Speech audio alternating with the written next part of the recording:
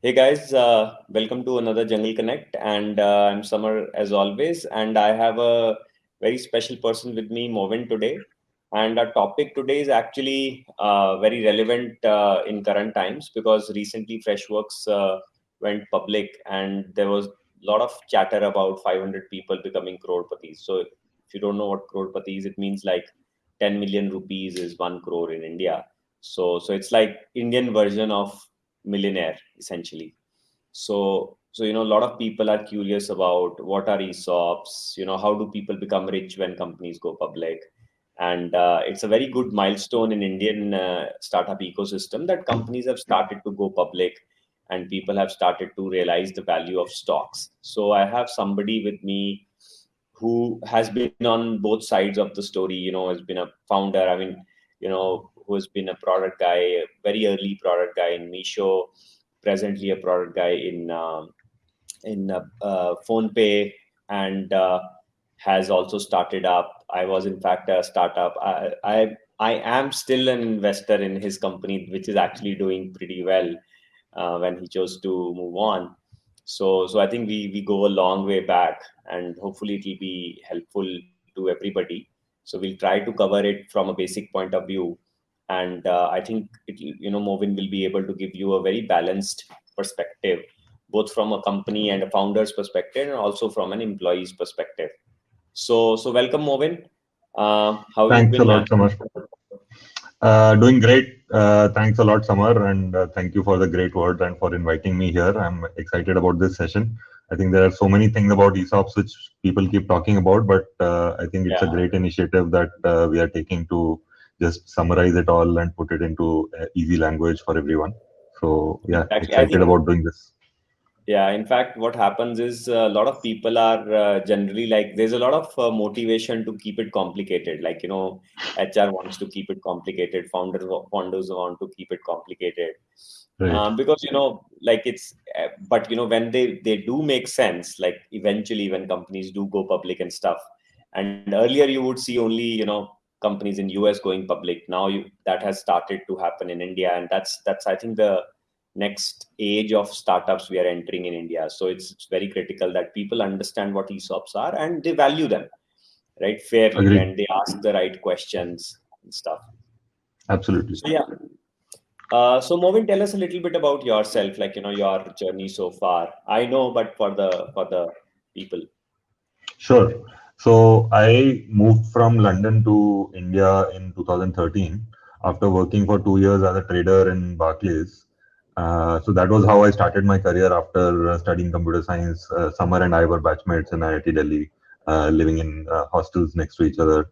And uh, after computer science BTech, I had done an MBA at IIM Ahmedabad and 2 years as a trader. Realized in those 2 years that finance and investment banking looks very glamorous and sexy from the outside, but when you go inside, it's actually pretty dull and boring. At least for me, to each his own. But at least for me, it felt like I'm not really adding any value to the society. Even 10 years later, I wouldn't have changed the world. It is just about making money, and the money part Well, also well, wasn't yes. that attractive. Well, traders have the highest suicide rate in the world, so I guess you have something right there. Well, I didn't know that statistic, but now I feel like bach gaya. So, so yeah. So I realized in those 2 years, ki what am I doing after achieving all of this, after being so smart and so on? Why am I wasting my time here?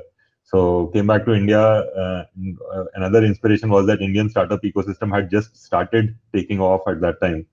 So in 2013, I came back and joined InMobi. I did not know much about which startups are doing well and so on. InMobi and Flipkart were two big names at that time. I ended up joining InMobi and met a great team, great culture. It was actually a shock for me that people could actually go out for lunch during their office time and so on. We used to have lunch in 5 minutes on our desk as traders. And during those 5 minutes, also, we were completely stressed out about me missing trades or losing money. Right. So the On culture that, was very actually, opposite. when somebody from my in early days, when people would kind of visit me in my office and they'll say like, it doesn't feel like anybody's working, somebody's having coffee, somebody's like, they don't ask for permission. I said like, like seriously, like should somebody Should there be a timetable for like having coffee and stuff like that? But Right. it's odd to me to hear, that even banking has like those kind of things that you have to like have lunch quickly and come back. So Yeah, and I think so. For me, it was a huge change, and I was also working in India for the first time. So it was pretty exciting that I think landed in the Indian startup ecosystem just at the right time. Also, that was a time when they were willing to hire from outside the startup ecosystem. At this point, that kind of a move would be very hard. So I think timing worked in my favor. Spent 2 years at InMobi, worked across various roles from analytics to product. And during that time, I saw the InMobi founders very close and got really inspired. If they can do this, maybe I can also. And also got to know enough people in the ecosystem, created a network. And with that, thought of taking the jump myself and starting something. So started Gallery 5, some of the journey. And so we initially built a photo app, worked on it for about a year and a half. Then realized after that that that was not working out well. So we pivoted to a different thing, which is what now Gallery 5 does, which is a marketplace for brands on one side and social media influencers and who we now call creators. But this was back yeah, in 2015 when the word yeah, creators was not so popular. And so we started running these advertising campaigns on social media using these influencers for brands yeah. like Reebok, US Polo, Mintra, and so on. In fact, one very sort of memorable thing which not many people know is Girish Matrubhutam actually did an influencer campaign with Gallery 5. And he was the influencer for US Polo. So my co-founder actually flew to Chennai to his house to do the photo shoot, and came back saying Girish is an amazing guy.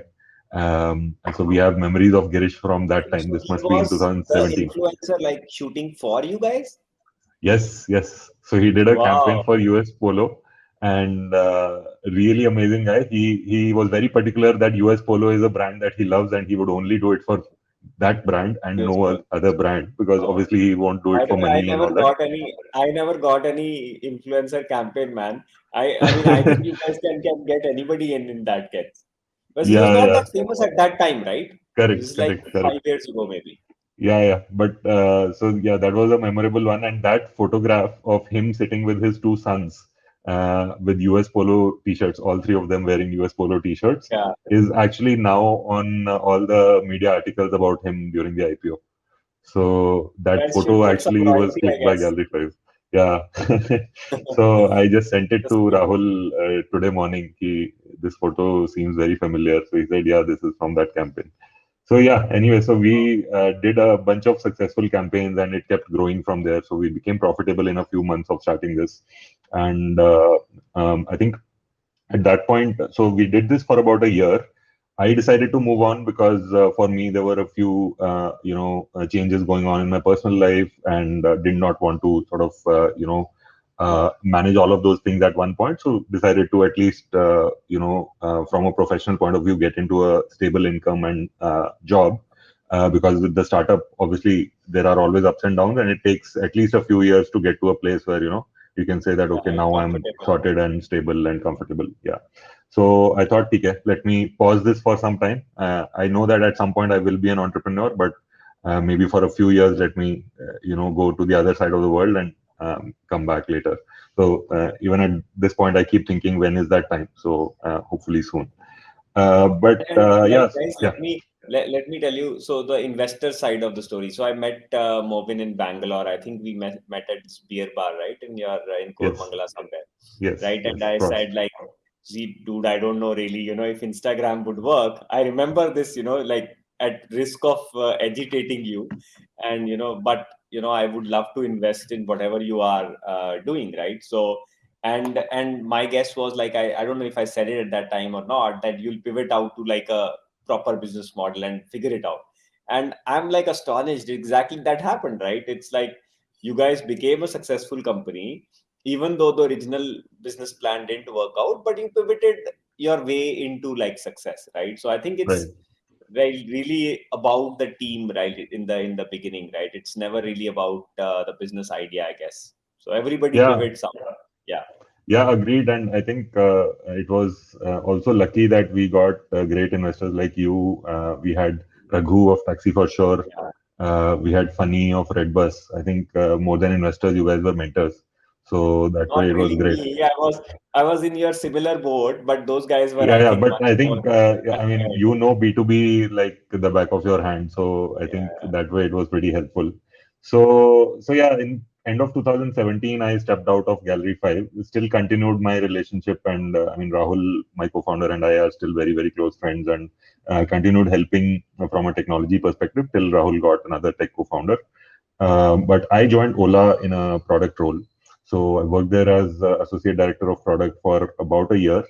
I think the team that I had joined kind of disintegrated within a year, and I was not happy to work with the rest of the team. And so, for reasons of cultural mismatch and so on, I moved on from Ola. At that point, a great opportunity came up in Misho.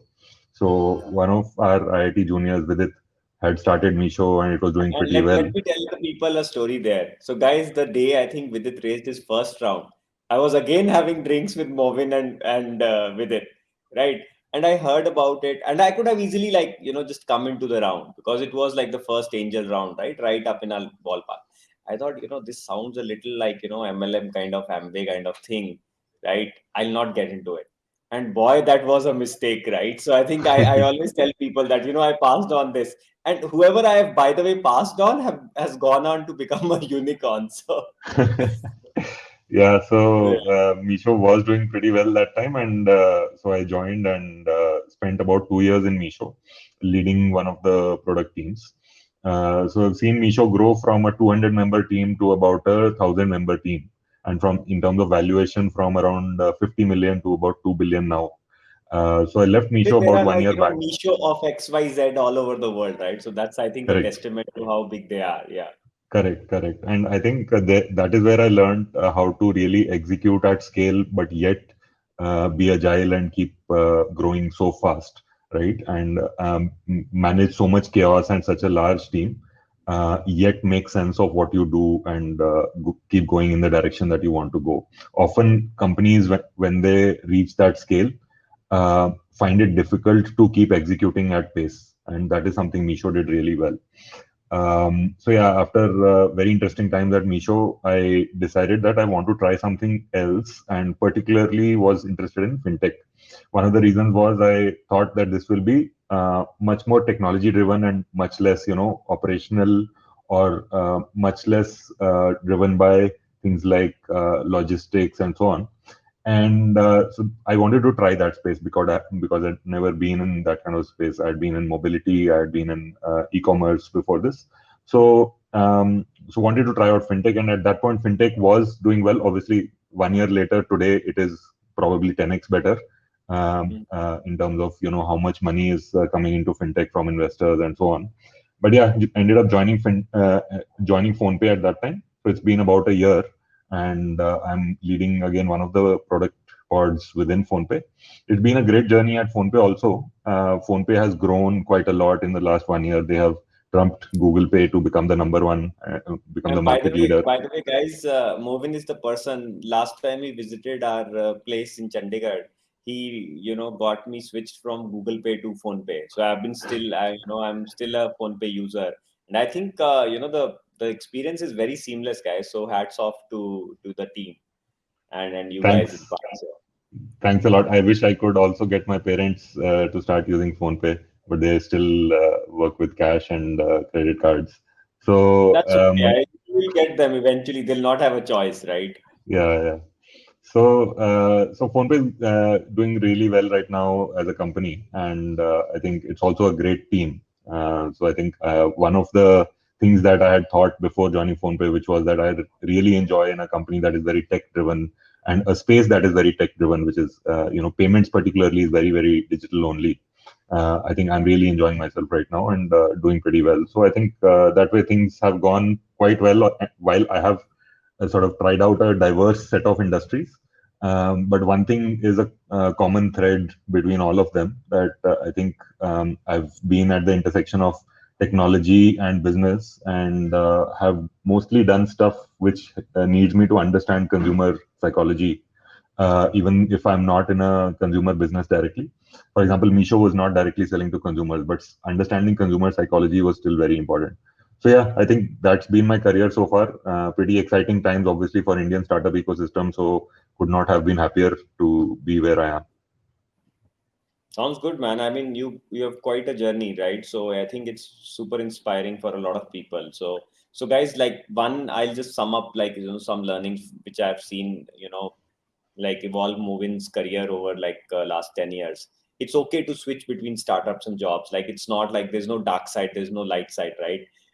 So I think, you know, take your pick, do what is right for that moment, because we sometimes think, it's too late, and we keep thinking, like we're wasting time. But reality is, 3-4 years is what a startup really needs to take off, right? So I think, from that perspective, if you just follow, Movin's path, you can switch from one thing to another. And I'm sure, next time he's already thinking about ideas, and he's going to start a company one day. And it's how this is how you learn and grow. So yeah, so cool, man. From this, like, let's jump into ESOPs a little bit. So why don't you tell people a little bit about what ESOPs are? Because you have Sure. pretty much like seen the whole gamut of, you've been a founder who eventually left, and then you've been an employee in startups, mature companies, now very large company, right? So you'll probably Yeah. know like all the gamuts of the picture. Yeah, definitely. So let's start with the very basics. So what does ESOPs mean? ESOPs stand for Employee Stock Option Plan. What this means is, it's a way for any company, not just a startup, but any company, to compensate employees in proportion to the growth of the value of the company. Right. So when the company grows, the employees' wealth will also grow. Yeah. Usually, when you pay salary to employees, obviously it is a fixed salary which can grow at a certain increment, but that doesn't necessarily have a direct correlation if the company is doing well, or if the company's shares are, becoming Growing. costlier or growing in value. So ESOPs make sure that that linkage is direct. As the company grows, you become richer. So that is just the objective of ESOPs. And as you started this discussion with the 500 crore patis created by Freshworks, right? So that is kind of the ultimate outcome. After all of the things that go into building a team, giving them ESOPs, rewarding them fairly, and so on. Ultimately, when the company does well, this is what happens. Thousands or hundreds of millionaires, crore-patis, are created when the company does well. And on that anecdote, I remember another anecdote. Once, I was just starting up. I had an office in San Francisco. I used to do an uptown and mostly biz dev in US. And went to buy an used Mac from a guy, like literally sitting in a garage. I went there. He was wearing like shorts and like very very casual, sitting in his garage. And there was like a new Mac which he had bought, and there was an old Mac which I was going to pick up, right? So I just curiously asked, like, so I said, what do you do? He said, I just work for startups, like build their first MVP, and then typically like kind of, I'm like a freelancer, like a tech freelancer, right? And I said, like, okay, that, why don't you, I don't know why I asked, like, why don't you stick with one company? Like, why do you freelance? I mean, I would think I was curious. He said, in Silicon Valley, nobody works for the salary they get, right? Everybody works for stocks. And I got enough stock by, working in the initial stages of a company. So every 6 months, I work for another company. I get a lot of stock because it's super, super early for them. And I've made so much money using stock. I mean, you couldn't tell by the shape of the garage that he had made a lot of money, but I'm sure he would have, right? So he told me one thing, that, if you are in Silicon Valley for last 10 years and you don't own a lot of stock in startups, you're stupid. So I think, so this ESOP thing or stock thing in US, globally, people have understood that that's how you make money, right? Nobody gets rich by salaries, Yeah. and stock is what makes you rich. So I think it's great that India is also starting to see that transition. And I think in the next 10 years, people will all start valuing, okay, what is my stock option? Salary is fine, And I think that's why it's going to be super important time for those. So yeah, Agreed. so this is cool.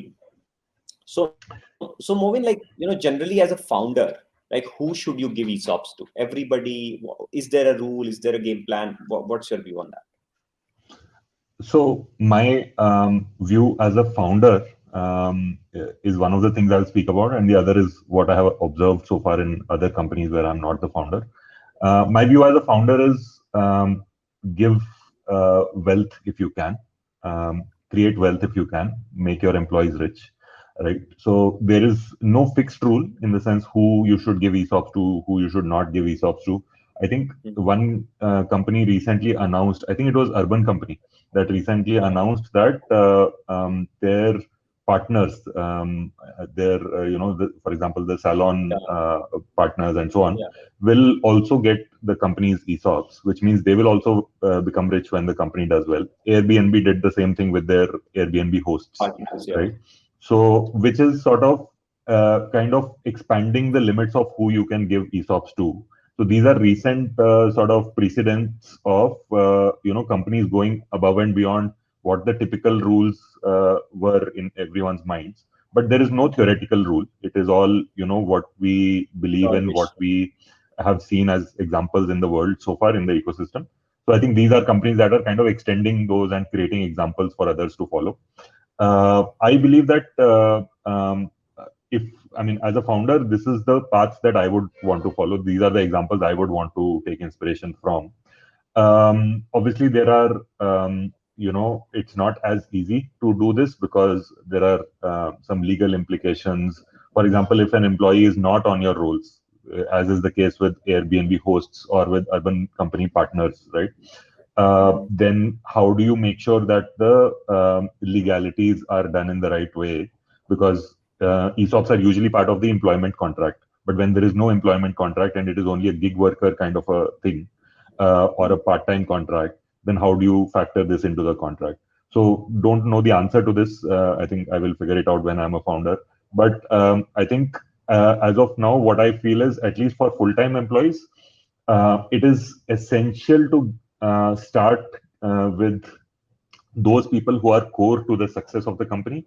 Depending on the business, these could be the engineering team, the product team, the business team, could be the operations team, could be the finance team, and so on, right? So for each type of startup, the team that is considered to be super important for the long-term success of the company could be different, and it could be multiple teams. It could be all of the teams that I named. I think it is indispensable to give these people ESOPs because they need to not just look at their monthly salary. That just brings some short-term thinking, saying, I'm getting paid, I'm not getting, I'm not getting asked to leave the company, so I'm doing well. That's not how employees who can add long-term value to the company should think about it. It should be, if the value of the company is increasing, people should at some point reach that stage, as you said, that person in that garage, right? They should stop caring about their monthly salary because that is Yeah, probably a very small part of their personal finance. And the ESOPs is really what will actually make a difference to their finances, right? So once sure. employees start thinking like that, is when you have really won in terms of your compensation mechanism as a company or as a founder. So core people, definitely. I think anybody who is outside of this group that you consider, core to the long-term success of the company, uh, maybe the amount of ESOPs you give to them might be lesser than the core Yeah, group, but I would still suggest, and this is what I would want to follow as a founder, that do give them some ESOPs at least, because you never know, the company might grow 100x or 1000x from where it is today, and these people are playing whatever part, even if it is small, they are yeah, playing that part in the success of the company, and they do deserve to get some wealth. Who is core, who is non-core, obviously depends on the business model and how you think as a founder and how you set up the company. But I do think that more often than not, you should try to just make everyone a part of this. and again, guys, I mean, from my personal perspective, as a founder, I'll tell you one thing. Like, we all have this dream of, like, creating wealth for employees, right? That's like a big milestone, right? Because we know, if the company is successful, if it is public, like, the founder is obviously done well, right? But the real goal is, or let's say the emotional goal is, when you create like wealth for so many families, so many people, and it's just a amazing social proof that there can be good happening through capitalism in some sense, right? So yeah, makes sense. Agreed. So try to Agreed. give it And to. I feel it's a flywheel in the sense what Yeah, Freshworks has done today, right? Will hopefully help future employees of your company, my company, yeah, to believe in value ESOPs ESOPs. much more. Exactly. Exactly, And with that, exactly. hopefully, whenever any new founder, any early stage founder tries to do the right thing in terms of creating wealth by making sure that ESOP policies are in place and are fair towards employees right from day one of the company. Yeah, People will hopefully value that and not just look at short-term salaries and so on. One of the big problems during hiring employees in an early stage startup is you cannot match salaries of the bigger companies. bigger In companies. Yeah, Silicon Valley, that is called the FANG effect, right? Like if yeah, you yeah, hire yeah. any good person, the FANG companies will poach them from Too you much because they more can always salary. pay Yeah, much more. So I think with ESOPs, you can kind of match that. But for that, what is important is people need to believe in ESOPs. And exactly. examples like Freshworks will hopefully create Make that people belief. believe more. Yeah, Yeah, makes sense. Makes sense. So it's a little. So another question is like a little bit tied into the first one. Like, so the answer to first one is like definitely to your core people and as many people as you can. Like that's the general thinking. And so the next question is how much to give, like how much ESOPs to give, because maybe help people, like how is ESOP structured, sure. in sense like what ESOP is, because ESOP is, so I'll just give a high level. It's like a piece of paper that allows you to buy stock at a later state.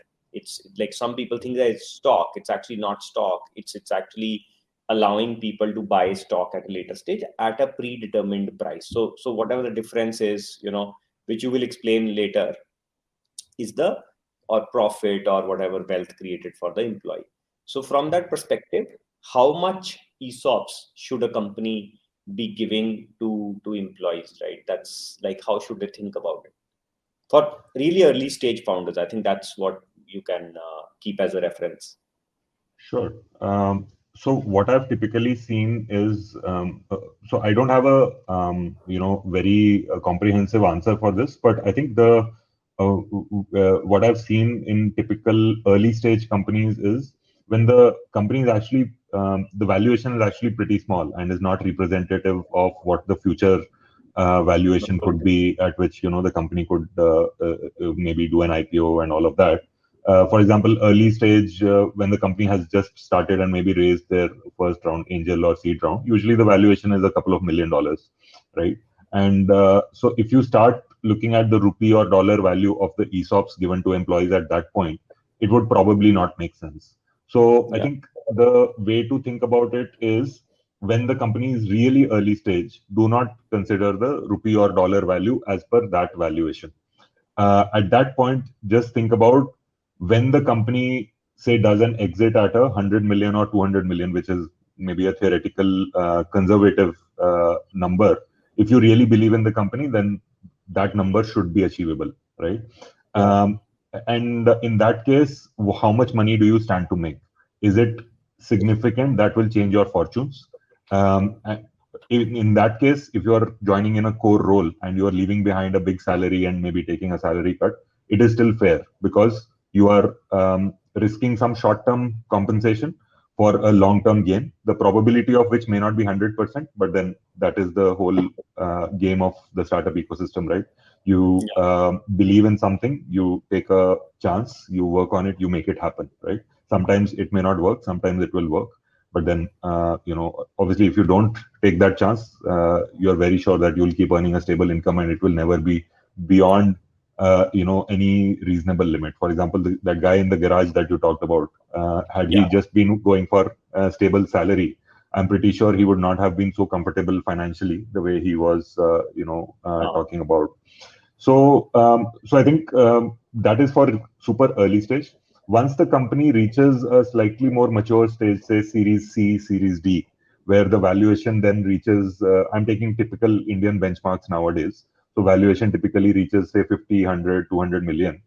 At that point, you can start factoring in the current valuation and say that whatever ESOPs I'm getting, assuming for now that the strike price is zero, we'll come to last what round the or current valuation, basically. yeah.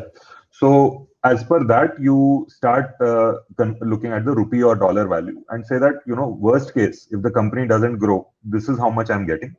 So that number, again, depends on what kind of a role you are taking. If you're taking a leadership role where you're joining as a VP or an SVP, then usually what I have seen is that your ESOPs should be making you at least as much money as your salary, even at the current valuation.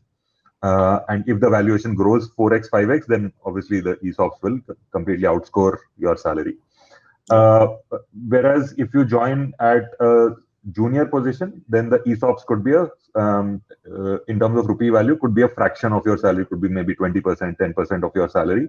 Again, if the company grows 5x, 10x, then it could be more than your salary, right? So I think depends on seniority. Also depends on how core the role is, which we spoke about earlier. So there could be different benchmarks for that. I think for a mature stage company like Amazon or Google, where we know that the stock price is not going to go 10x in the next 1 year. It might double if the markets are really good and if the company performs really well. But in an average scenario, it will probably grow by 20 to 30% year on year, as long as the tech industry continues doing well the way it has been doing over the last few years, right? So in that case, it is you should not factor in a 5x, 10x growth. And the only thing you should look at is ESOPs is almost like cash, which it is, in fact, because you can actually sell those ESOPs. In fact, most of these companies at Google and Amazon level don't even give ESOPs. They give usually something called RSUs, which you can actually directly sell. Like you've got RSUs today, subject to certain conditions, you can actually go and sell it in the capital market. So you can go and sell it on Zerodha or whatever the US version of that is. So I think that then it almost becomes like salary, and there's not much of a upside value to that. So you should almost consider it like the rest of your salary. Yeah. Right. And so can you explain like what is vesting schedule, and like because when you join, you get like a promise to get these many stock options, but that gets planned out over a vesting schedule. Can you explain that part to people? Sure. So when you join a company, so ESOPs is something that is supposed to make you rich when the company succeeds. But then if you only spent, say, 3 months at the company and left, then probably you are not among those people who should be gaining from this program because you've most likely not added any long-term value to the company. Of course, the answer depends, but in most of full-time roles, 3 months is a very short time to add any significant value to any company's success. So usually there is a vesting schedule. What that does is it makes sure that you get your actual ESOPs at certain periods of time. So the typical Indian companies have a vesting schedule of 25% every year for 4 years. So what that means is, let's say I joined the company on 1st January, then 31st December of that year or 1st January of the coming year, I will get 25% of the total ESOPs that I was supposed to get. So let's say I was supposed to get total 100 units. I will get 25% of that, which is 25 units on completing exactly 365 days of joining the company. So that is my first vesting. So if I leave within the first 1 year, I do not get anything, right? So which is called a 1-year cliff. So every vesting schedule usually has a cliff, and usually in India the cliff is 1 year. In fact, even in Valley, the cliff is usually 1 year. Then after that, once you've completed the 1 year, then usually every month or every quarter, you start getting prorated ESOPs. So if you're going to get 25 per year, then instead of 25 at the end of the year, you will get 25 divided by 12, that is almost 2 every month, right? Or 25 by 4 every quarter, depending on how the company has created its vesting schedule. Which means that if you leave in 6 quarters, that is 1.5 years, then you will get ESOPs worth 6 quarters. If you leave in 2 quarters, you will get nothing. So 1 year is the cliff, and after that, it becomes almost continuous. So basically 1 year cliff and 3 years ramp. Typically that's Correct. what they say. So, so based upon, so first year you don't get anything if you leave below that, and then, proportional to the amount of time you Yeah. spend, you'll get something. Fair enough. I Yes. think that's fairly simple for people to understand. And yeah, one thing that people don't really understand, in fact, I also did not really understand it for quite some time, is strike price. Because I always thought, like, you get ESOP, it's like free stock, right? But it's not, right? So can you explain to people what strike price is, and how does it change things for founders, Sure. the company, and the employees? Sure. I will just share my screen also to make it clear uh, what exactly the formula is. I hope my screen is visible, Samar. Yeah, let me just. Sure. So basically, strike price is the value at which. So how ESOPs work is, let's say you leave the company after 6 quarters, which means that, let's say you were supposed to get 200 ESOPs, which means every year you were supposed to get 50 ESOPs. Now, that means in 6 quarters, you will get total 75 ESOPs vested. The rest are unvested, means they get lapsed when you leave, right? So you leave the company, you have 75 ESOPs that you own now, right? They are vested. So 75 units. So number of units in this formula that you can see on your screen now is 75. There would have been a strike price that should be communicated to you on the day of joining. Most companies communicate this strike price on the day of joining. Some companies have policies which are slightly different. For example, they determine the strike price slightly after joining, and so on. I believe that is not the fair practice, but then there are companies who believe it is. Don't want to get into details there, but typically there will be a fixed strike price the day you join the company. That strike price, what it means is, you have the right to buy these 75 units at that strike price, no matter how valuable the share might be when you sell it, right? Yeah. So you can, let's say the strike price is $10, and when you leave the company after 3-4 years, let's say the company does an IPO, and at that point the share is worth, say, $200. So each share is worth $200, but because you have these 75 ESOPs, each ESOP is a right to buy a share at $10. So you can buy 75 shares at $10 each, right? And obviously, because it is in the market, the shares might be trading at around $200. You'll be able to sell them at $200, so you'll make $190 per share, right? So in this formula, 75 into 200 minus 10, that is 75 into 90, 75 into 190 is the profit that the employee will make totally in their ESOPs. In this scenario where they worked in the company for 6 quarters, 75 ESOPs got vested, and 3-4 years later, the company did an IPO and the shares were trading at $200, and the employee chose to exercise their ESOPs and sell it at that time. Uh, uh, and the strike price was $10. So makes sense. So let me kind of make it a little more simplified for the people. So basically, guys, when you get ESOPs, you get a right to buy at a certain strike price, right? And as Movin said, if you are essentially getting it on like the present price or the future price, then it's not really a ESOP. Then it's like just buying stock, which kind of doesn't make sense. So I think the fixed strike price is very important. So when you get it, you must check that it's a fixed strike price. And in a lot of cases, it's actually like face value, which is like 1 rupee, 2 rupee per share, right? Which is kind of the actual right way to do it. So at some point there will be a present value. So you get the ESOP for a strike price, which ideally should be much lower than the present value. And then whatever the present value is, and the difference between the strike price is your technically a profit. So now, when you get this profit, one more thing to kind of keep in mind is the tax implication. So Movin, do you want to get into that? Like, so Sure. people should understand, when do they owe tax? Because sometimes people realize, like, I didn't get any money, why should I pay any tax, right? But that's not how it is. So the day you get stock of the company, not ESOP, the day you get stock of the company, you are owed, you owe tax to the government, right? So I think so. Movin, why don't you explain the tax implications around ESOPs to employees? Sure, sure. So the way taxation works on ESOPs is there are two parts to actually making this profit that we just explained, right? There are two steps to it. And the tax implication for each of those steps is different. And each of those steps you can do at different points of time. So the first step is exercising your ESOP. Second step is selling your stocks. So as we explained, ESOP is just a right to buy the share of the company at the strike price, right?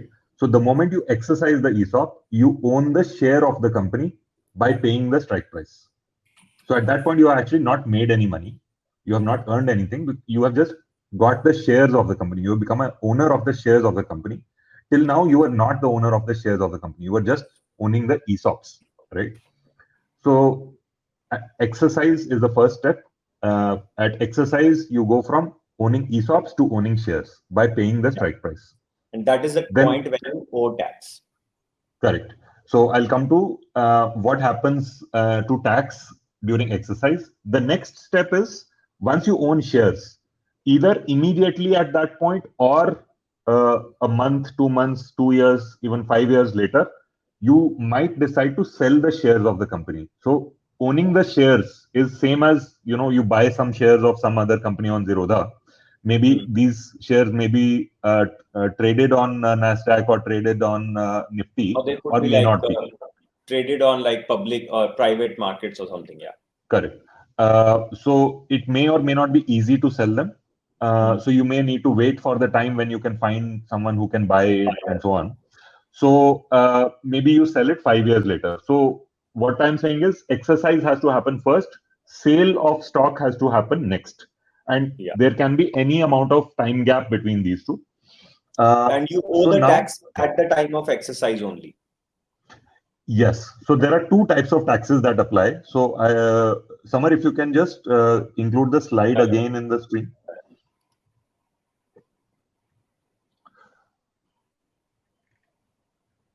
So I talked about two steps, exercise and sale of stock, right? Exercise is the formula for exercise is here. So when you exercise the stock, so before exercising, you were just an owner of ESOPs of the company. Let's say you own 75 ESOPs. So the government says ESOP is not a taxable instrument. When you own ESOPs, you don't have to pay any tax. I mean, theoretically, I could argue that ESOPs have certain value. So you are getting something valuable, so you should pay tax for it, but that's not the case. ESOPs are not considered taxable, thankfully. Which means when you get ESOPs, you don't have to pay any tax. So till now, you have not paid any tax. The first time you have to pay tax in this whole ESOP story is when you exercise the ESOPs. So when you exercise, what you see on the screen right now is something called perks. So in sort of accounting lingo, you get something called perks from the company, and you have to pay tax on those perks. So how is perks calculated? Every company maintains some accounting books and does their filings, income tax filings, and so on at the end of the year, and are audited and so on, whether it's a private company or a public company. So there is a book value of the shares. So that book value, and by the way, you don't have to get into how the company is doing accounting and so on. But whenever you are trying to exercise, somebody from the finance team should be able to help you and tell you that, hey, this is the book value. So this is how much your perks will come to. So the perks is number of units into book value minus strike price. So in the example that we took earlier, let's say $10 is the strike price.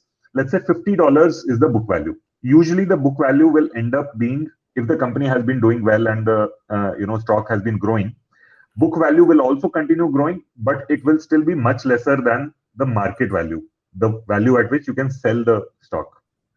So let's say book value is $50 and strike price, as we said earlier, is $10. So 50 minus 10, that is $40 into 75. 40 into 75 is the total amount of perks that you earn. So the way the government looks at this from a taxation perspective is you get you are given this much perks from the company. So it is almost like the company is giving you this much salary, but it is one Cash time. or whatever, yeah. Yeah.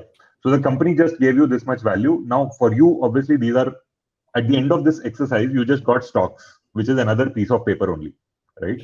Yeah. Either digital or physical. But so you ultimately did not get any cash in your hand, but you will have to pay tax. So this is the important thing to note, that at exercise, you didn't get any cash, but you will have to pay tax.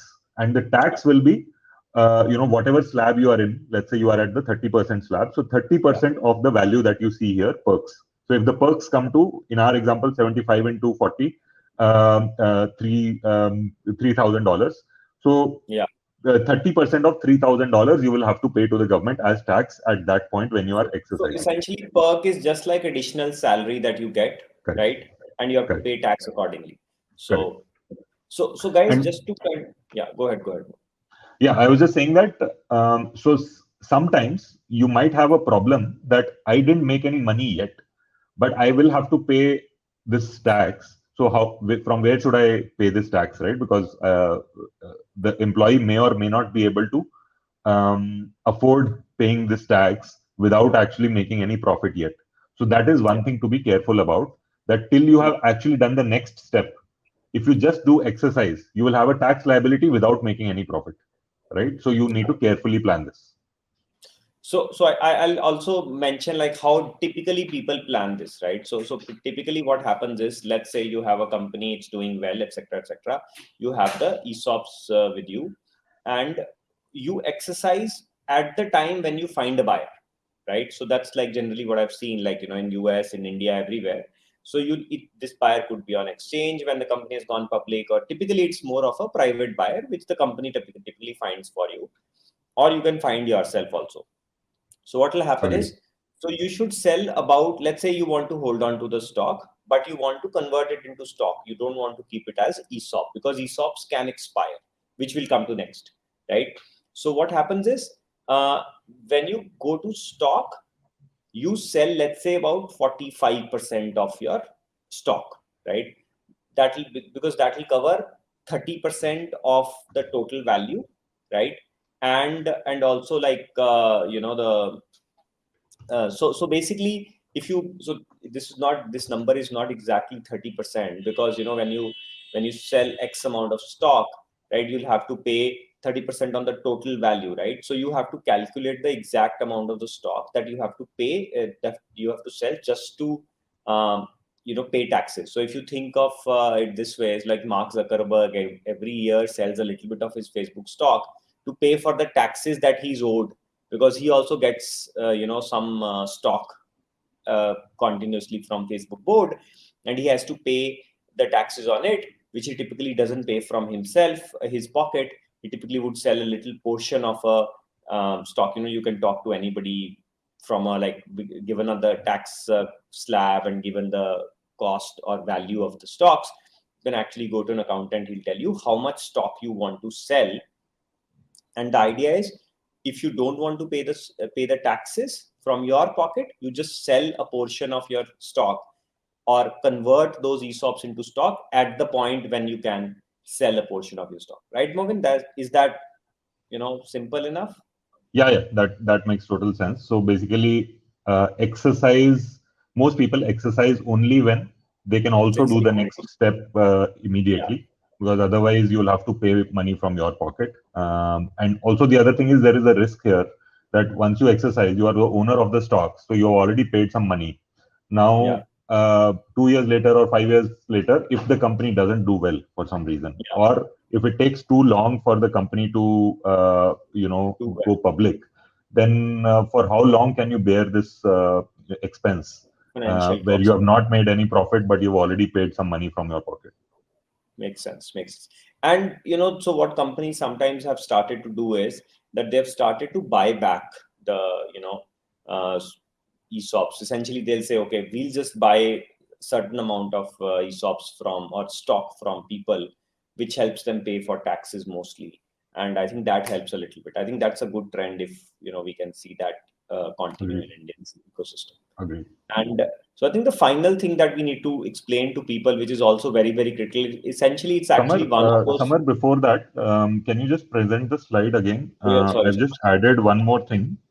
Okay, yeah. Just to make it super clear, there are two things that employee needs to spend out of their pocket during the exercise step, right?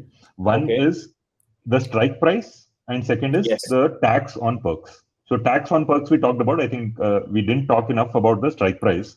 So Mhm. even that needs to be paid. As we said, you have the right to buy a stock at the strike price, but in order to do that, you need to pay the strike price. Now, as Samar mentioned, most of the times the strike price is very low, so this amount may not So it's come to manageable. much. But in cases where the strike price might be higher, some companies do have a slightly higher strike price. In that case, this amount might also be non-trivial. So both these amounts need to be kept in mind, and accordingly, you need to plan. Yeah, fair enough, fair enough.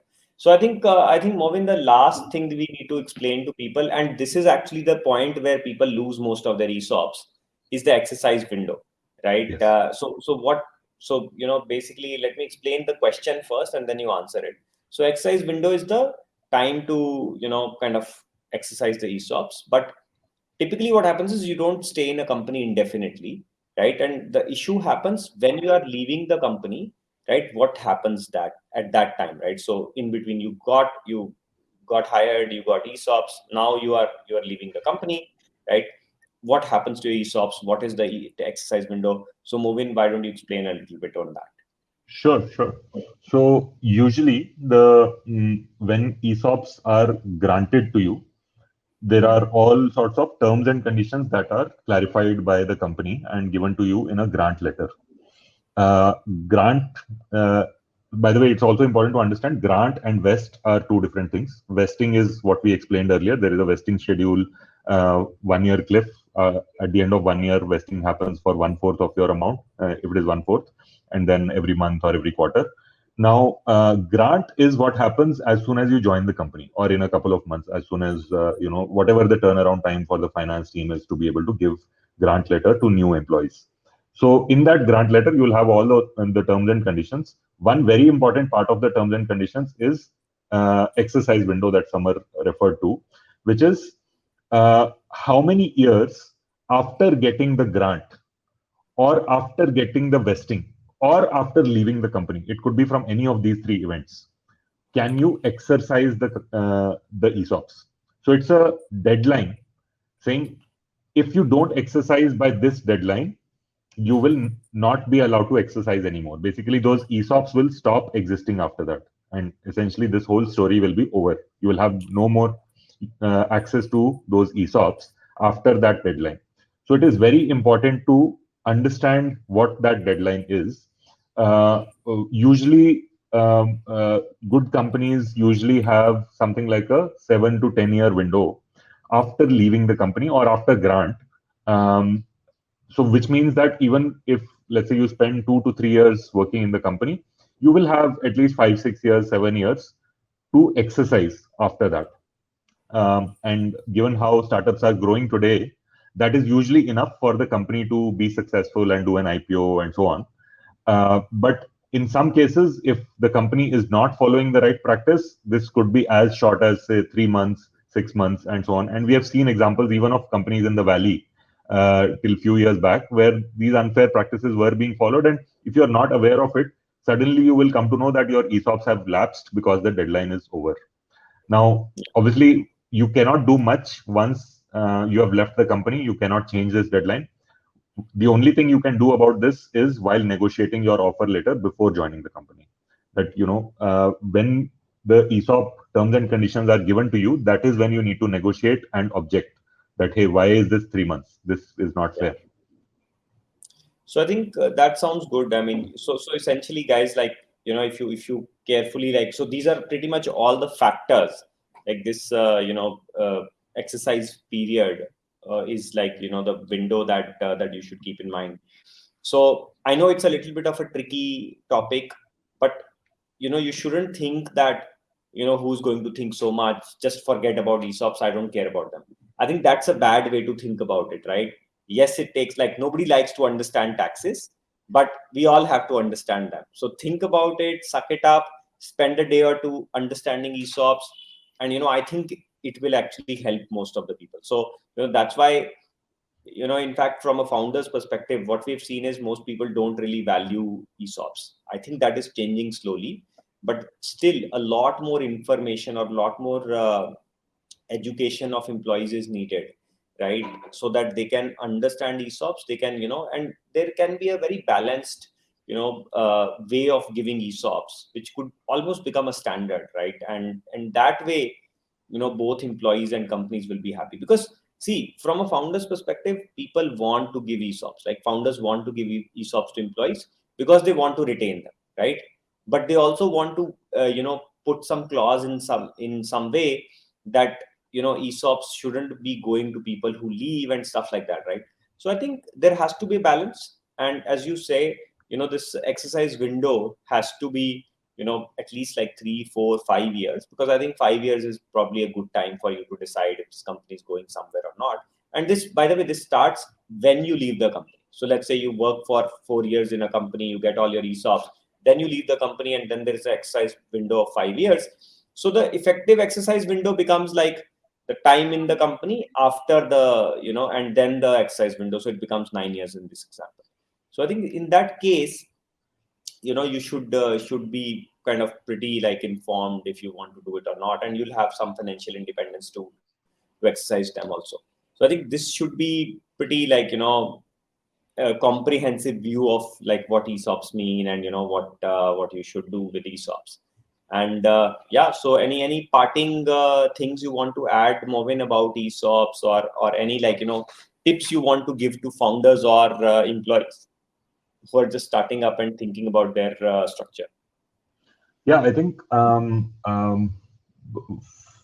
overall fully agree with you that this is, I mean, one way to think about it is just like tax. None of us likes to do our taxes, but and it is super complicated, and if you just take it easy, you can miss out certain things. ESOPs is just like that. But then the amount that, I mean, tax is more of a negative thing, that if you miss it out, you stand to lose a lot.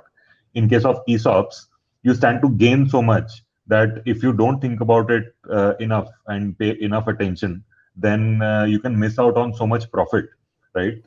So why not just spend maybe couple of hours just understanding how ESOPs work, and hopefully what we have done over the last 1 hour would have made it slightly easier for you to understand. And then think about your look at your offer letter, your ESOP grant letter, talk to your HR team, HR. and understand exactly what the terms and conditions are. If something is not specified, for example, in early stage companies, when HR teams are not properly set up yet, or things are in chaos, often HR teams and companies take employees for granted and do not write all of the terms and conditions, thinking that we will clarify this later. And often employees also don't question. I don't think you can be that ignorant. I think we need to collectively own this responsibility, that ESOPs is something from which we can gain a lot. So why leave that on the table? I mean, think about all of the crorpatis that are there in Freshworks, right?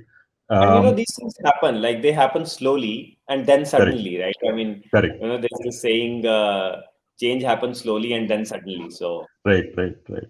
Yeah, and I think one last point from a technical perspective, I think so. When the second step is where we didn't cover enough. So when you exercise, after that you sell in the market, right? Or yeah, sell to someone in the as a private deal. In either case, you make capital gains. So you also have to pay tax at that time. So essentially, you end up paying tax on one, the perks, and two, the capital gains.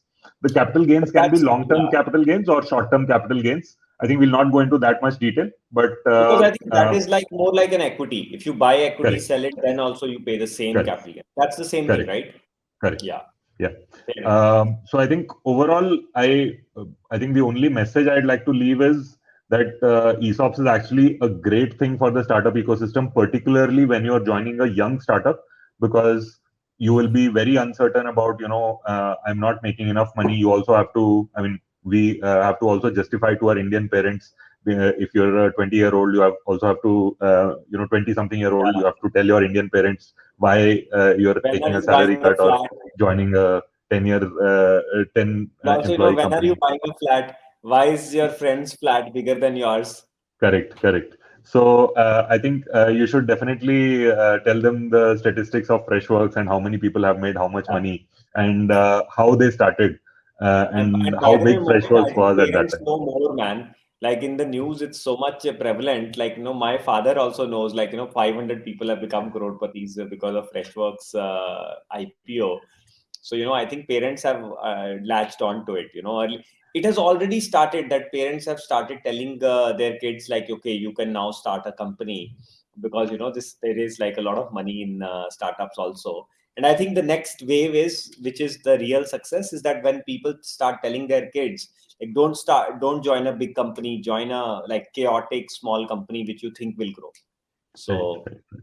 and Yeah, I I think think I'll also add like one line here. So guys, when you join a company now, think of it like an investor, right? So think of it that you are actually investing in a certain company with your time, and you only get to invest in one company because you can't do it in multiple ones, right?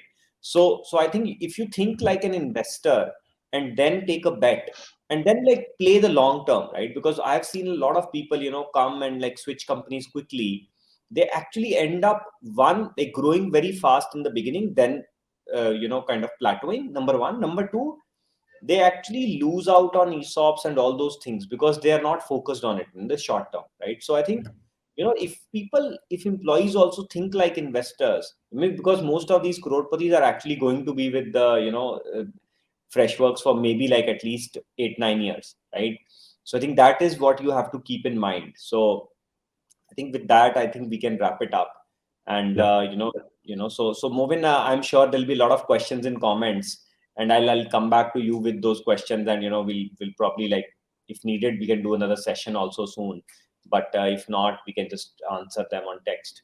Yeah, yeah, this was super helpful. Yeah, it's like because I wanted to bring you in because you have all the perspectives, and by the way, guys, how I found on, like, why I latched on to this is Movin did a tweet on ESOPs a few days ago, and I thought, okay, this guy is actually fairly good to talk about this subject, and because like he has seen all these different angles, and the Freshworks thing just happened kind of by chance, and so the timing became kind of right. So right. Yeah, I think it was great doing this session. Hopefully, it was helpful to all the people who are watching. Thanks a lot, Samar, for having me here. thanks, man. Thanks a lot, man. Bye bye. Bye. Bye.